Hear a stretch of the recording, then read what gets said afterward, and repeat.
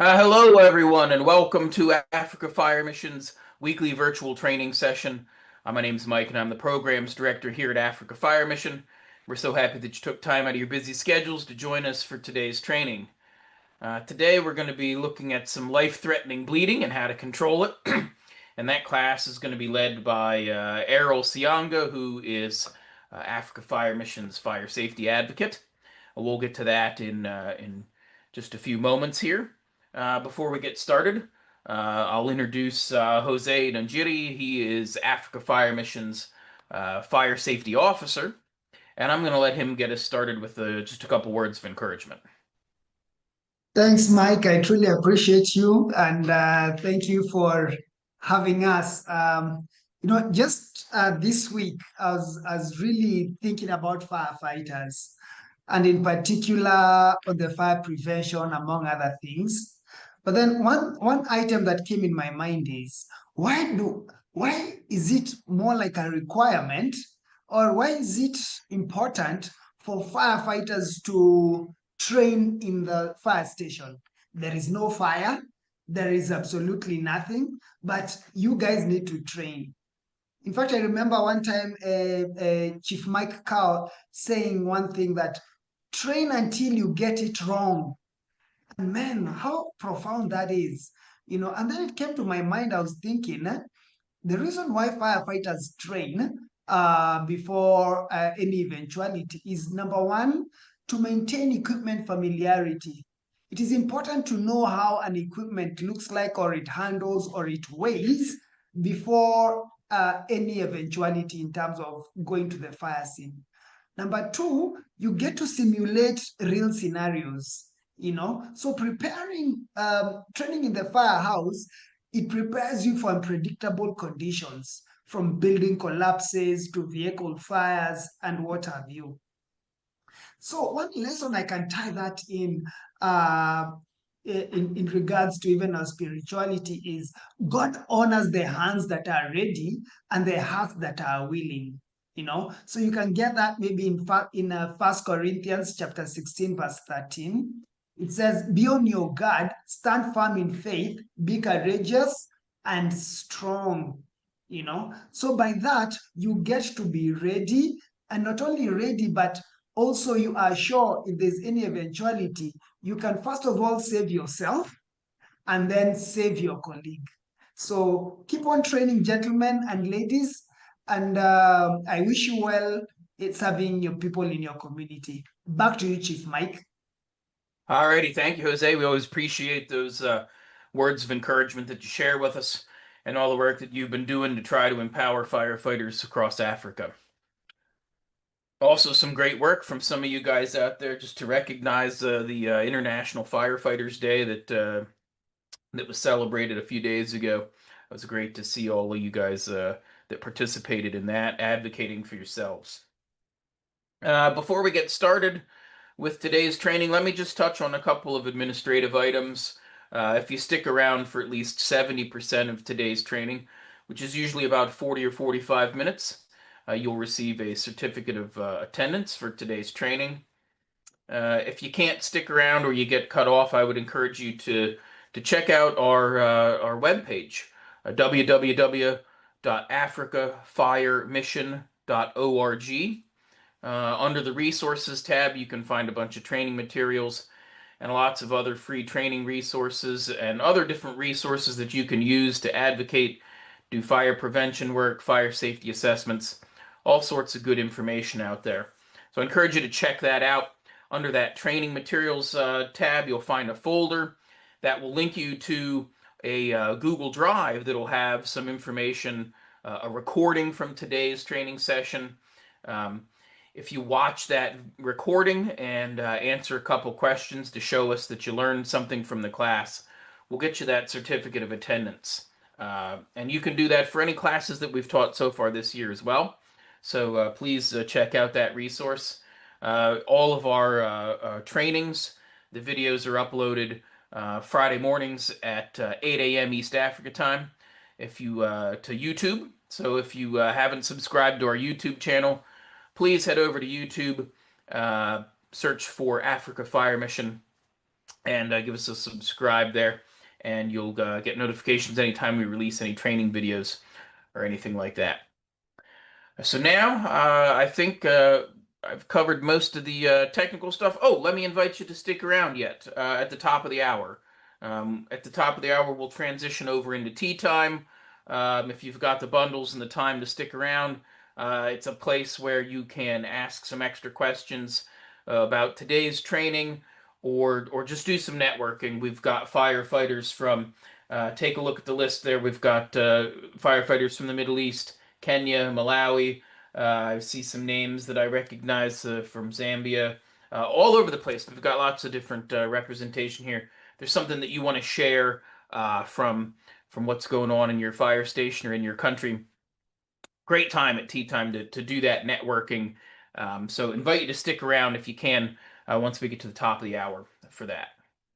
At this point in time, I'm going to pass things over to Errol to get us started, introducing himself. And Errol, I'll run that slideshow from my end, and you just kind of let me know when you want to see something different. Okay, thank you very much, Mike. Thank you very much, Jose.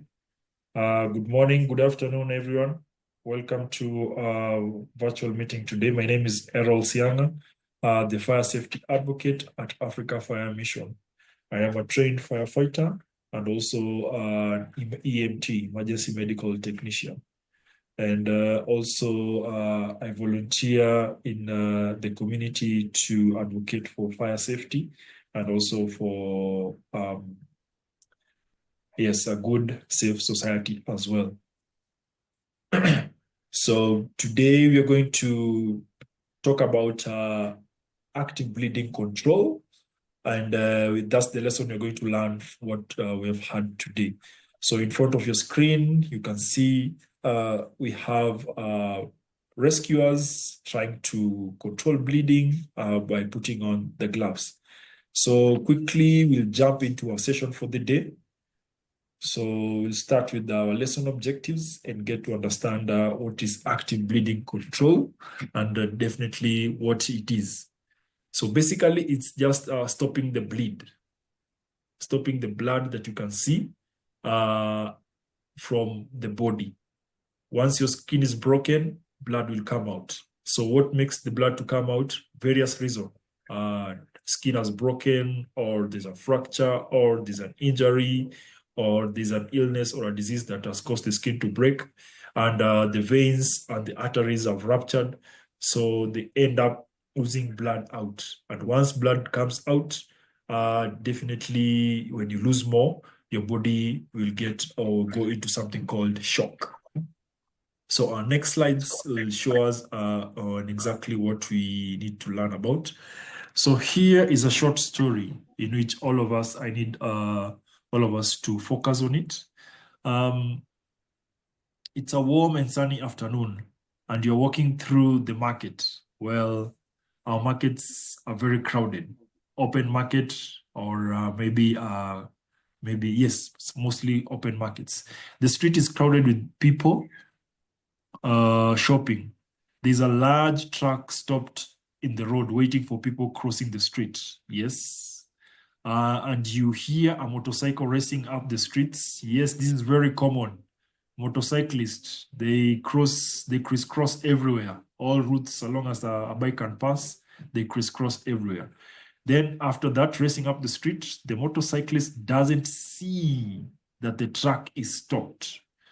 Maybe because the truck doesn't have the brake lights or the reflective plates are not visible, or maybe the motorcyclist is just focused to crisscross and go where he or she is going to, or maybe running away from the crowd. Then immediately, the motorcyclist doesn't see where the truck is stopped and crashes into the rear corner of the truck, throwing the rider off. The rider is lying on the street, and there's a pool of blood growing from the rider's lower left. Aha, good question. What do you see? The first thing that all of us will see is someone who has fallen down, and the crowd definitely will gather around. So what is happening? Number one, people have fell down from the motorcycle. Number two, there's injury. There's a physical injury that has happened. And number three, the motorcycle is either broken or has a malfunction, whereas the truck also is there on standby. Then the third question is asking, does this happen here? Very common. In your stations, in your localities, have you ever seen motorcycle crashes? More often than not, daily, oftenly, okay? Then why does this happen? Why do you think why do you think this happens? Okay, maybe because of not being keen on the road, or maybe being distracted, or maybe being in a hurry. Then what will you do about it? Now, this is the main question that all of us need to ask ourselves. What will you do about it? So that brings us to a SHOWD acronym, SHOWD. That means SHOWD. So as we move to the next slide, it will guide us on what to do and how to go about it. So there are very many ways of having preventable deaths and the importance of time. Okay, so what is the number one cause of preventable death from injuries? What is the number one cause of preventable death from injuries? And how long can it take for someone to bleed to death? All right, these are two major questions that all of us need to ask ourselves, even as responders. What are the number one cause of preventable death from injuries? Okay, and how long can it take for someone to bleed to death? Okay, it takes a few minutes for someone to bleed to death. Remember, when you lose blood, your blood has two components. It has oxygen and it has nutrients. So when it gets extracted or gets removed from your body, it end up being depleted, and your heart to start beating very fast in terms of compensation. So what is the number one cause of preventable death from injuries? Number one cause of preventable death from injuries is to administer to stop the bleed itself. The blood that you can see. So the next slide tells us what exactly we need to do. Let me jump in with a couple facts for you there, Yeah. Errol. Okay, go ahead.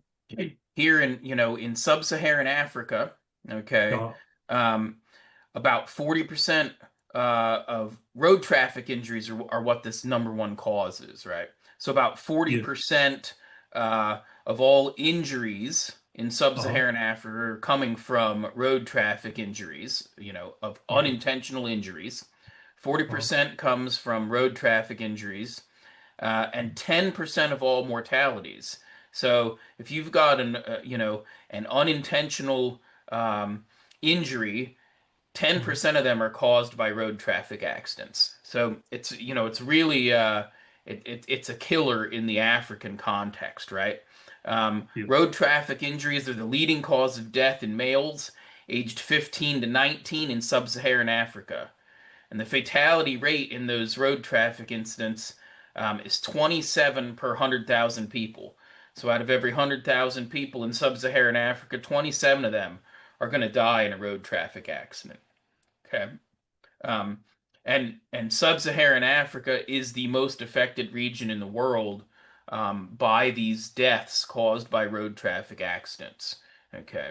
So in these accidents, we're experiencing this life-threatening bleeding that we're talking about today. Okay. And a lot of those bleedings will be, a lot of those places that are bleeding are going to be extremities, like arms or legs. Okay. And there are, in the same research area, right, of sub-Saharan Africa, there's 4.4 million injury-related deaths per year, and of those 4.4, 3.16 million of those are from these unintentional injuries that have, some sort of a life-threatening bleeding that could be stopped, right? So that's what we're looking at here today is, and you guys as firefighters, right? You see lots of these road traffic incidents, whether, accidents or whatever, however you refer to those. Okay. So we're looking at this and talking about, how long does it take for somebody to bleed to death, too? Yeah. Numbers Yeah. wise, Mhm. it can be as little as 3 to 5 minutes Yeah. for someone to bleed to death. So think Absolutely. about the area where you're at, uh, and think about the time that it takes. Uh, if someone calls an ambulance, how much time does it take for an ambulance to arrive in your community where you're out there working? It takes 3 to 5 minutes for someone to bleed out. So, does an ambulance arrive within 3 to 5 minutes of someone calling? And it's not even someone calling; it's of that injury taking place, right? The injury takes Yeah. place. You start Yeah. bleeding, you've got about 3 to 5 minutes, depending on the severity of the injury. Uh, Mhm. Statistics say that sort of as generally speaking across Africa, it takes at least 18 minutes for an ambulance to arrive from studies, but most places, it's much longer than that yet. So this is what we're talking about today in this class is, how do we, what can we do to fill that time frame, you know? So, Errol, Okay. you want to talk about some of the things that could cause bleeding?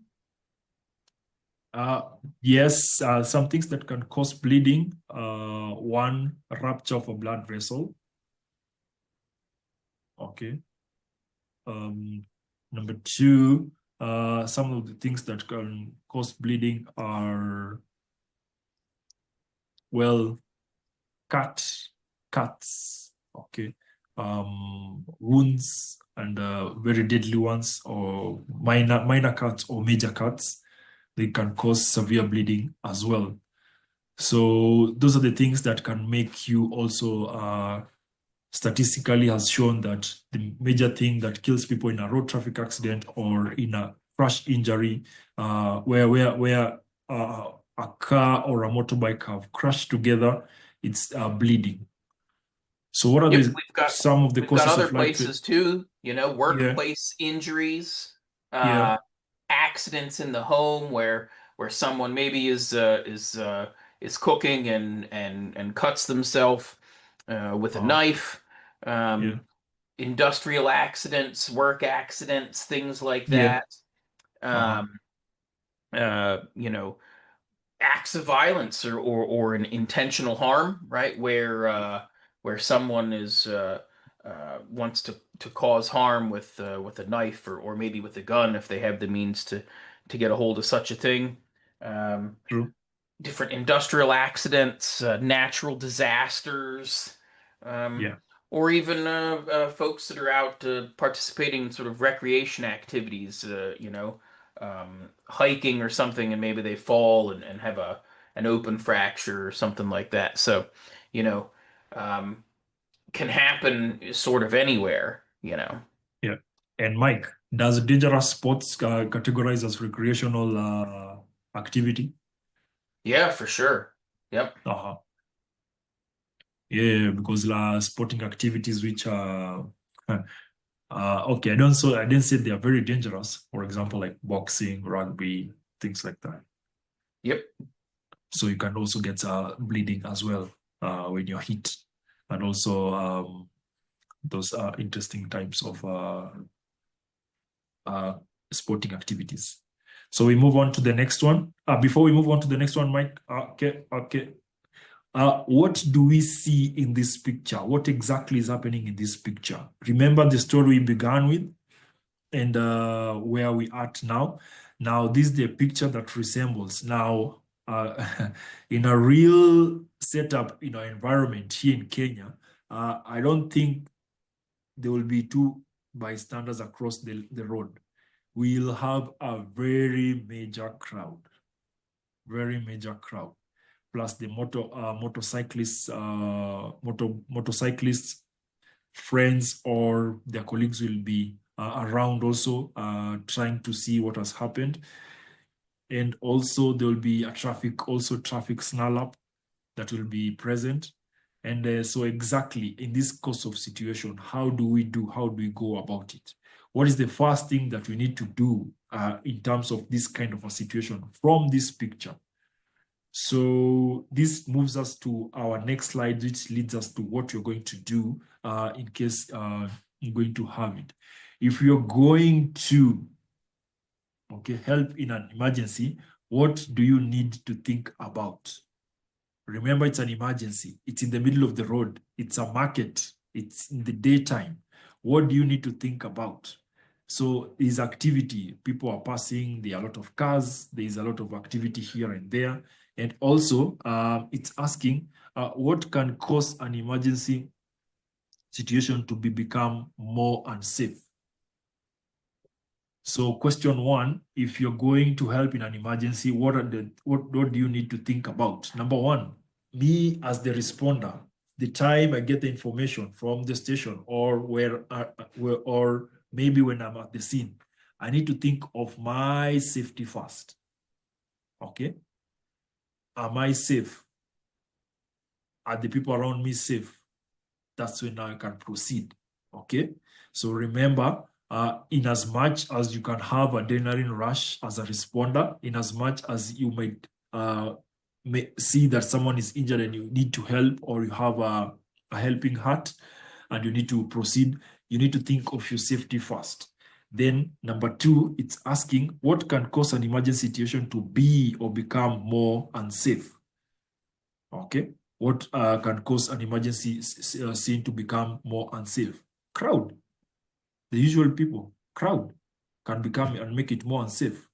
Okay, they can start trying to float ideas here and there. They can crowd around you where the accident scene has happened, so you won't get enough space. So they'll be pushing, shoving, or rather a stampede can happen. Number three, also, cars that are ongoing and coming without being notified that an accident has happened, okay, can cause the dangerous situation to be unsafe. Okay. Another thing, let's say, for example, all the motorcycle and the truck or the car, the engine was still on. In case there's spillage, fire can happen.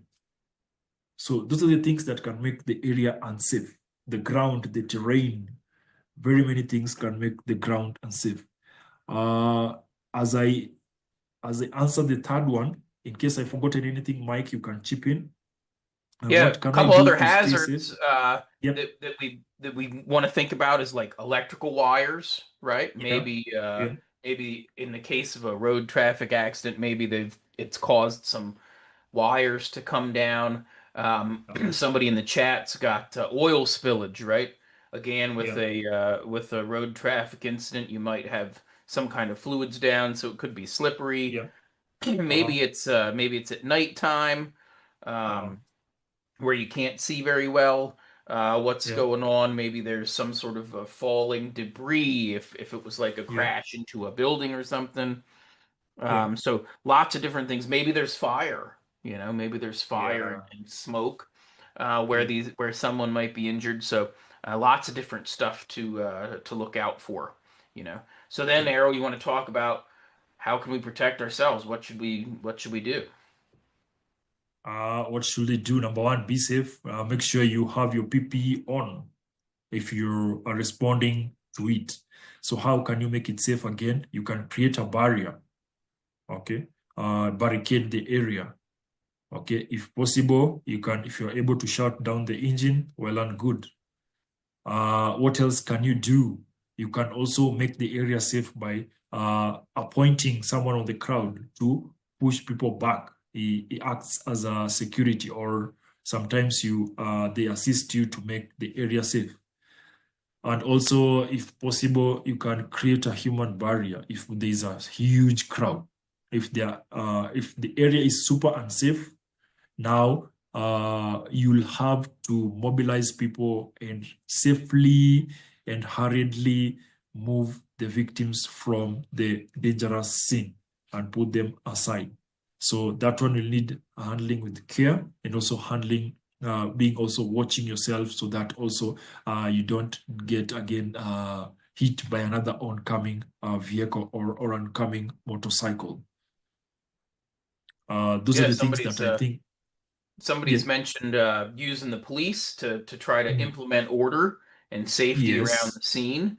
absolutely. Great idea there.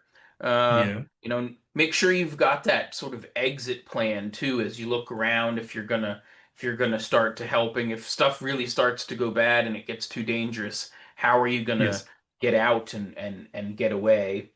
And of course, yeah, today, sort of specifically, when we're uh-huh, talking about dealing with blood, we want to yeah, try to make sure we're doing something like Errol said, wearing your PPE. You know, yeah, that means when we're dealing with blood, that PPE means gloves if you have them available. If you don't uh-huh, have gloves available, you know, finding something to put between yourself and that blood as you go about ready to help. absolutely. So you assess the scene for safety. You do a 360 degrees assessment. So we move to, after doing your assessment, now that's when now we move to the next step where we see what do I need to do. Okay. You look for active bleeding. Okay. Now you assess physically. You have to assess. Now here, how can I tell if bleeding is life-threatening? Okay, we have different types of bleed. We have arterial bleed and we have the venous bleed. Arterial means blood that is coming from artery. Okay, venous bleed means blood that are coming from the veins. So any blood that comes from the artery comes with, not oozing, will come shooting, projecting. Okay, and any blood that comes from the veins, they'll come oozing out from where it has happened. Okay, and also how do you know that this bleeding is happening? Well, you have to expose, you have to physically see and check. If you're not able to physically see and check, you look at the clothes around that area. Okay, if the person has put on colored clothes, then you'll see as if there's as the blood has soaked around the clothes or the area that has been affected.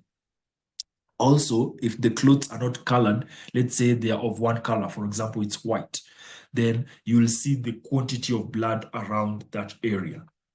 Okay. But what I can also urge you is get to know to expose so that you can see. Now, remember, you had your PPE on. Okay. If you did carry gloves with you, make sure you have something to protect yourself.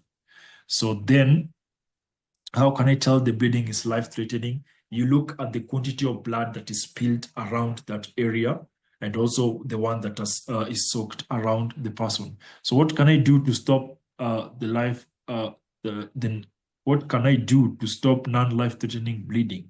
Yes, Here, before we definitely. jump into that, Errol, Yeah, let me show you a quick video uh, okay. about the sort of volume of blood. Blood. Uh-huh. There are two main ways to tell whether bleeding is serious enough to require a tourniquet. The volume of blood Can you add the volume on the video, Mike? goes to the amount of blood present. Think about a soda can. Cut that amount in half. If that amount of blood is present, then it's serious life-threatening bleeding. Another warning sign is flow. If the blood is squirting, pooling on the surface, or if it's flowing continuously, then it's serious life-threatening bleeding. So basically, you know, they're using a can of some sort of a drink can, right? And half a can of that. Um, you know, similar size. We like to teach a water bottle. You know, think about it, about half of a water bottle. If that amount of blood is spilled, or in the second illustration there, you could see how the blood is spurting out as the heart is pumping. Those are those signs that we're into that life-threatening bleeding. and that we're going to need to do something to try to stop that, right? Yeah. So so now that we've identified that life-threatening bleeding, what's next? Yeah, you call for help. I call for an ambulance. Okay. Um, Definitely, this is what I can encourage all of us. In any emergency situation you get into and you suspect that it can escalate, always call for help. Instruct someone to call for help, or you yourself call for help. The question is, what is the number for contacting emergency medical services in my community? Okay. And where do I get this emergency number or emergency services? So that's a good question to all of us. In our phones, do we have the emergency numbers? Do we have the contacts for emergency services? Okay. Apart from the fire service, do we have a contact for an ambulance? Okay. On That's a, on the yeah. AFM web page, we've Yeah. got for Kenya. Uh-huh.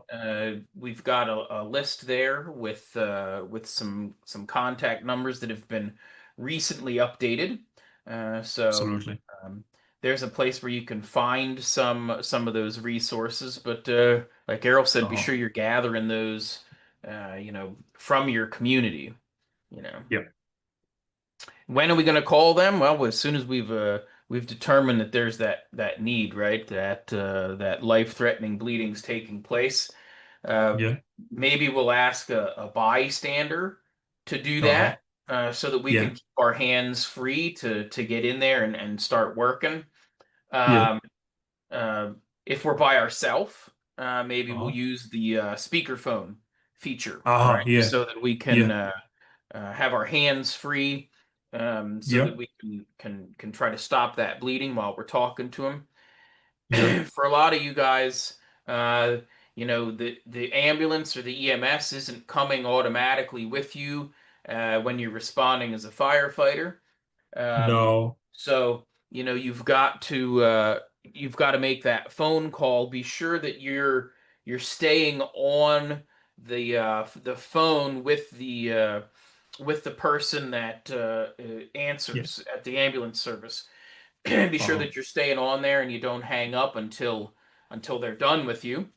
Be sure Mhm. that you have a really good description uh, of where you're at, right? Absolutely. You guys know from responding to other types of incidents that Uh-huh. sometimes you don't get good information on where the incident is at, and sometimes you're trying to find it. Yeah. So you're be sure that you're very descriptive as to where you're at to try to get that Uh-huh. ambulance there as quickly as possible.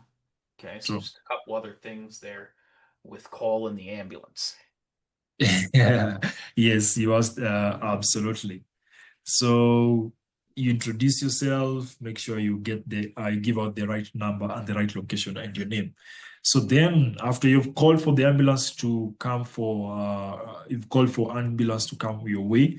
So we have now how to deal. Now we saw how the blood was coming out, and we now know that this amount of blood that is coming from the broken skin or from the body, it's life-threatening.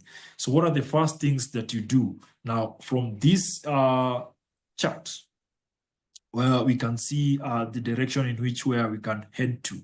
Now, if it's a cut where you see the blood is coming out and you already have your PPE, which is the gloves, now you apply direct pressure. Okay? You put your hand on the wound, on top of the wound directly. Then you apply, you add more, you add your other hand on top of the hand that was directly in contact with the injury. Then you use your body weight to apply direct pressure. We've got some Remember, as you videos for apply, that a little bit later, yeah, and and yeah, and we'll get into that a little more. Yep. yeah. Now remember, while you're applying direct pressure, the victim's position should not be either hanging or floating, or maybe in a terrain where it's uneven. or in a place where it can prick them. You make sure the surface is flat or very comfortable. Actually, it's flat on the bottom. You try and make it secure that place to be flat, so that when you're applying direct pressure, it stops the bleed itself, the blood from coming out of the area. Do we go straight into the video, Well, or we just finish up these ones? Well, we've got there's those other. So direct pressures is one technique. Wound packing or packing the wound is another, and then applying a tourniquet is sort of that third option. So we've gotten on the scene. We've made sure that it's safe. We've identified that there's some life-threatening bleeding. So those are the courses that we're going to take. Those are our options to try to stop that. And we'll get into each one of those individually here. Before we do that, we'll watch a quick video that talks about that life-threatening bleeding. Okay. Okay.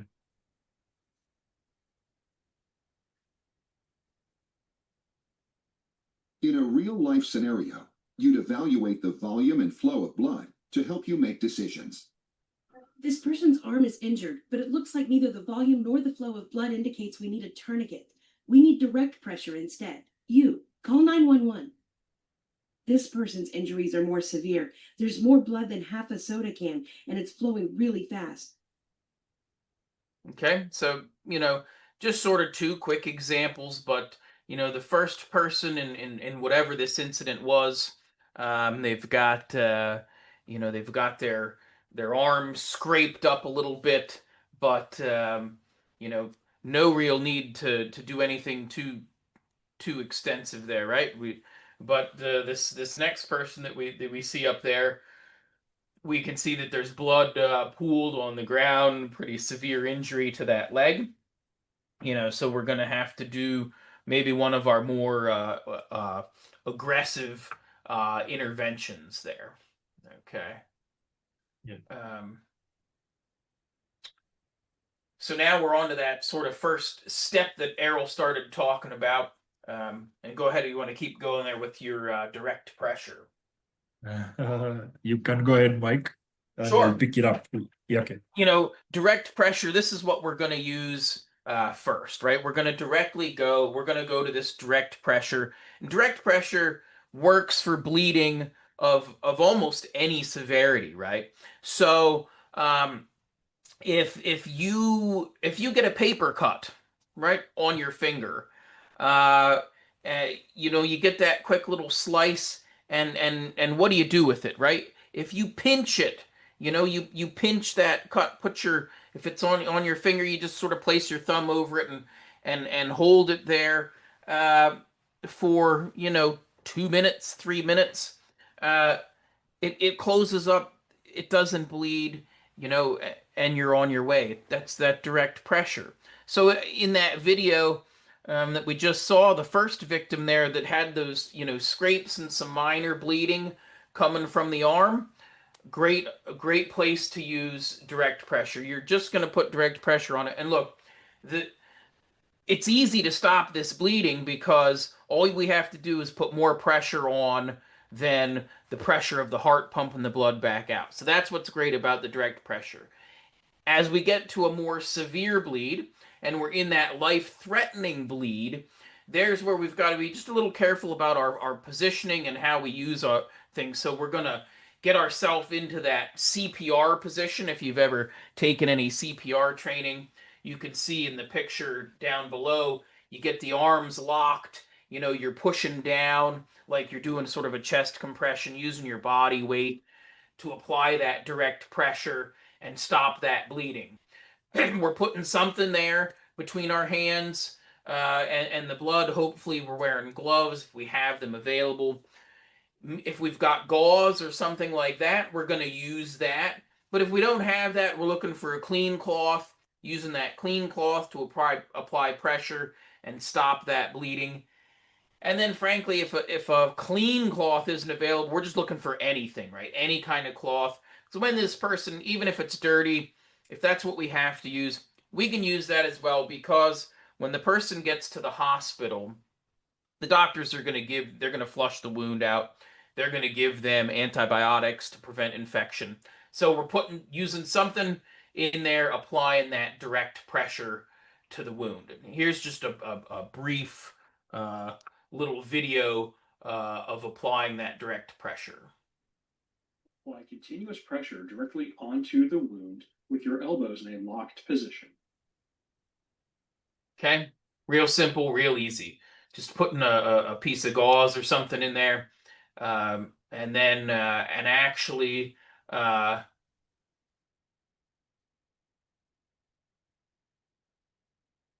if we're going to use we don't have the gauze or anything official available. In the event that a bleeding control kit or gauze is not immediately available, a clean shirt can be placed over top or into a wound with life-threatening bleeding. Apply continuous pressure with elbows locked. So that's direct pressure. It's pretty simple. It's pretty easy. You're just putting firm pressure, continuous, consistent on that bleed until it stops. You're holding that there until more help arrives. Okay. If we're looking at a little bit more of another technique is wound packing. Now, when we pack the wound, it's similar to that direct pressure that we just did, or that we just looked at there, except the direct pressure, is on the whole area that's bleeding.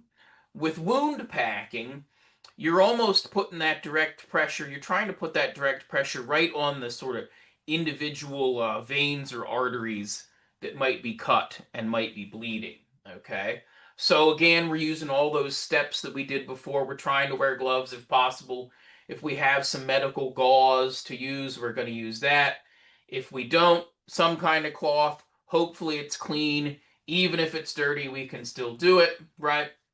You're going to hold that with one hand and you're going to use your fingers to push down in and pack that wound completely full of cloth so that it puts pressure on those veins or those arteries that are cut and stops that bleeding.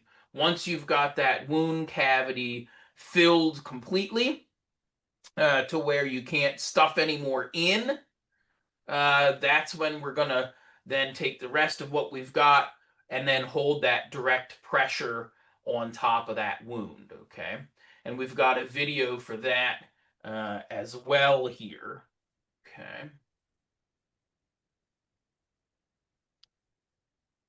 Gauze, preferentially hemostatic gauze that can help blood to clot faster, should be placed directly into the bleeding wound.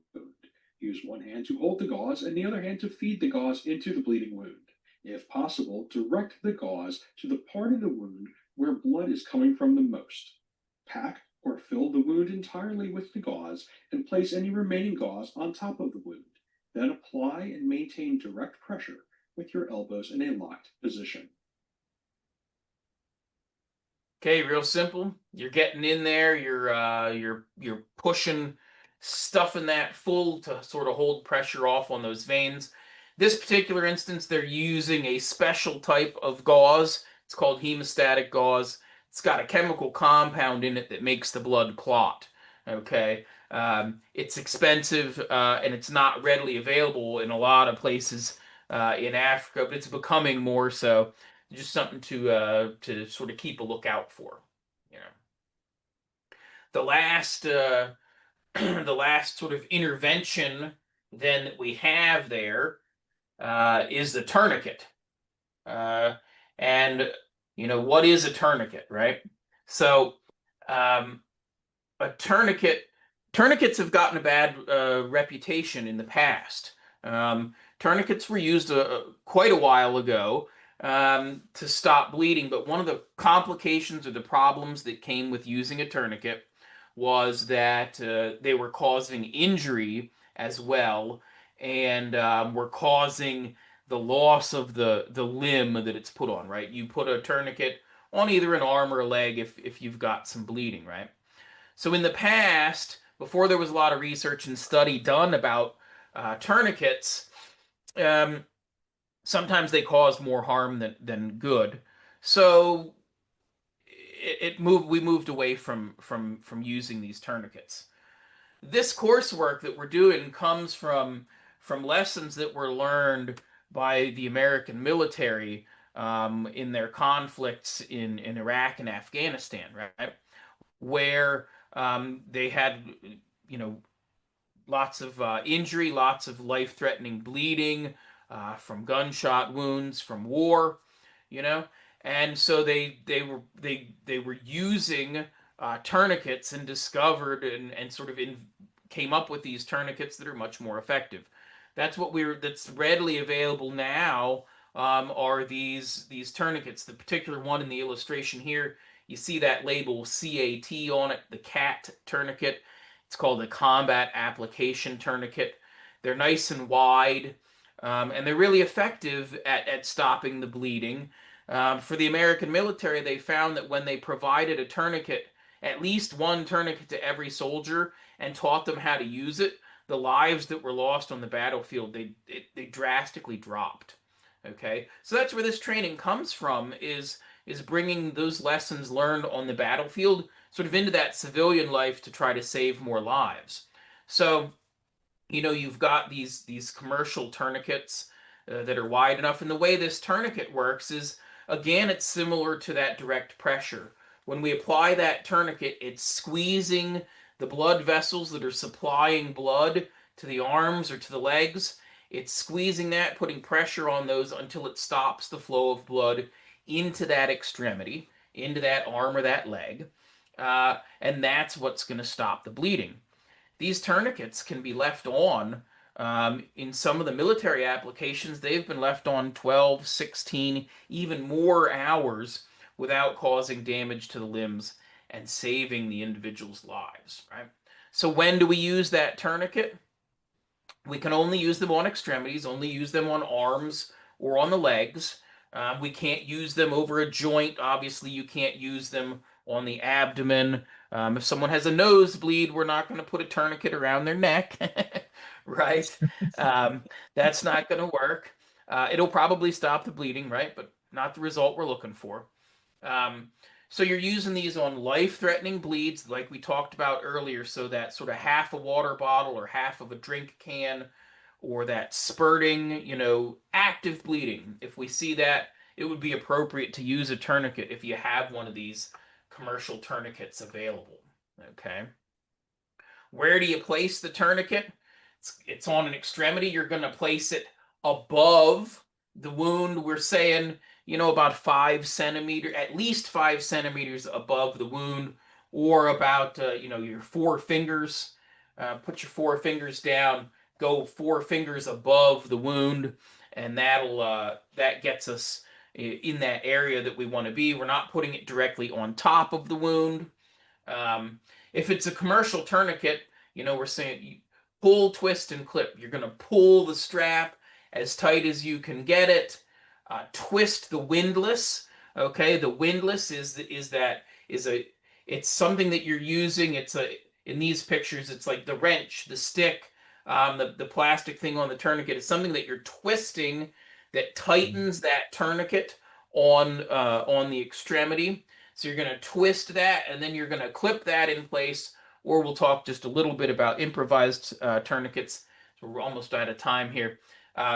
With the improvised tourniquets, you'll just sort of tie them on. I think I've got a quick video about applying a commercial tourniquet. Here's the sort of illustrations of that, right?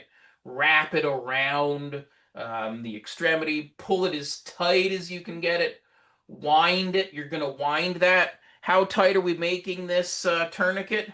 We're going to tighten that until the bleeding stops out of that extremity. So it should be tight enough to cut off the pulse. You know, you shouldn't be able to feel a pulse in that extremity until it stops the bleeding. You're going to clip it in, secure it, and then if you can, mark the time just for the doctors ahead of time. So here's a quick video on that tourniquet application. Place the tourniquet onto the bleeding extremity with the free end of the strap towards yourself. Slide the tourniquet at least 2 to 3 inches above the level of the bleeding wound, between the bleeding wound and the person's torso. Do not place the tourniquet over a joint or on the wound itself. Ensure the tourniquet strap lays flat against the skin. Pull the free end of the strap as tight as possible. Then spin the windlass rod until the bleeding stops. Secure the windlass rod to the clasp and safety clip. Note the time that the tourniquet was applied on the tourniquet's label. Okay, that's the commercial tourniquet. There's not a whole lot to it. They're expensive. I would say they start at about $30 for a real tourniquet. There's lots of counterfeit tourniquets that are manufactured, to lesser standards in places like China. So you can buy tourniquets for $5 to $10. But I don't know that I would want someone's life to depend on those. They're made out of materials that aren't as strong and that aren't as capable. The real tourniquets from reliable sources, they start at about $30 and up, so pretty expensive. So there's where we talk about using an improvised tourniquet, right? An improvised tourniquet, we're just taking that piece of cloth, we're taking a piece of cloth or something like that. We want to fold it up. We want it to be pretty wide. Okay, you see that commercial tourniquet, is probably 2 inches wide or so, about 4 centimeters maybe wide. So you want it pretty wide. Tie, sort of an overhand knot, left over right. Tie that cloth as tight as you can up above the wound. Tie it with a single knot. Pull it as tight as you can. Tie a single knot. Then you need to lay your windlass, which is whatever you found, whether it's a stick, whether it's a tool, a piece of metal, something strong enough that it's not going to break. Um, you know, Anything that you can use to improvise that, you're going to put that in and start twisting to tighten that cloth around the extremity. Twist, twist, twist. How tight are we twisting it? Twisting it as tight as we can until the bleeding stops, and then tying another knot there to tie it in to hold it in place, so that it doesn't unwind and it holds that pressure on it. So it's tie the thing as tight as you can with a knot, tie your windlass in with a second knot, twist it as tight as you can, hold it in place with a third knot.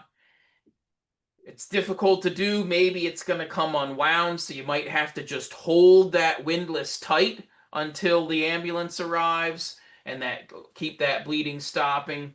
Of all the techniques that we've taught, whether it's the commercial tourniquet, improvised tourniquet, wound packing, always resort back to that direct pressure if the bleeding doesn't stop, right? The direct pressure to hold on there and try to keep that bleeding stopped until the ambulance gets there. Okay.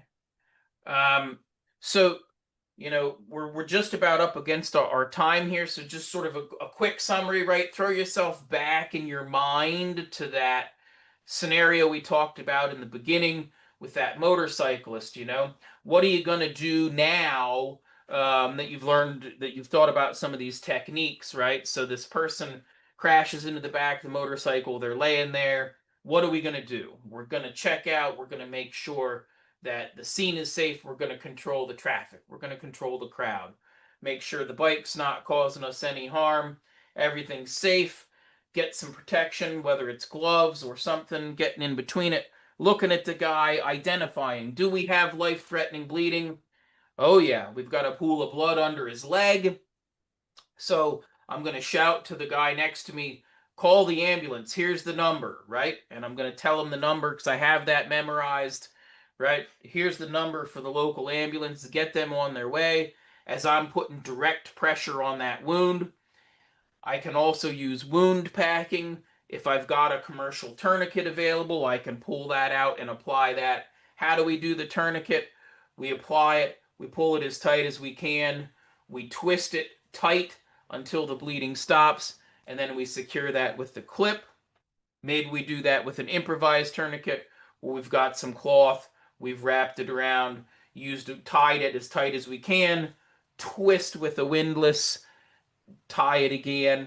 If none of those interventions work, we're going back to that direct pressure, CPR position, elbows locked, whole weight of our body down there, holding on to that pressure to try to stop that bleeding. Again, we have to apply just more pressure than the heart is pushing the blood out. We can stop that bleeding. Get that bleeding stopped. That pauses the clock on that 3 to 5 minutes that somebody can bleed out. So we've got the clock paused. Now they can get to the hospital and receive that treatment where a surgeon can surgically repair that, give them, some lost blood, all that sort of good stuff. Okay. That's sort of our summary. Let me just throw out, an advertisement a little bit. Africa Fire Mission, Africa Fire Mission is doing these classes. We've got an active bleeding control class. We just trained about 40 different instructors for leading these classes in Kenya.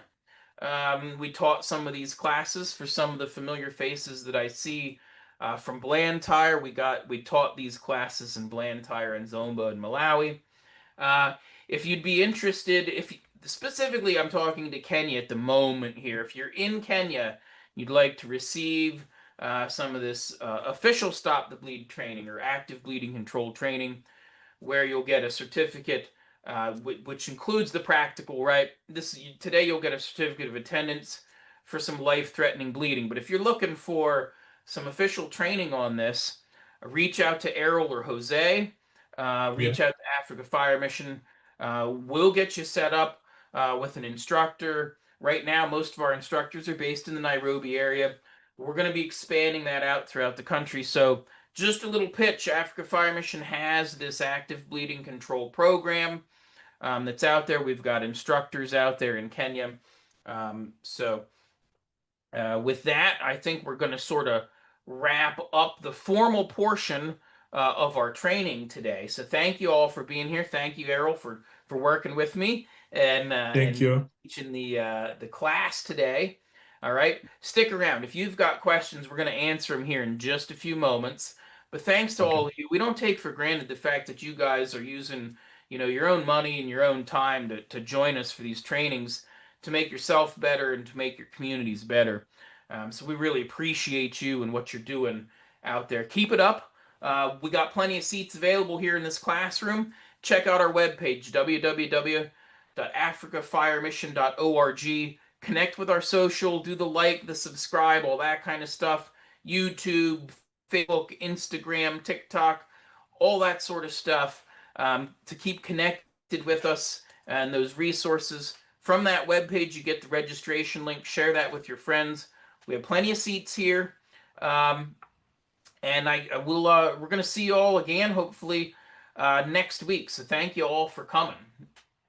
Let me wrap us up here and stop my sharing, and we'll close things out. Thank you, everybody. We'll see you all next week.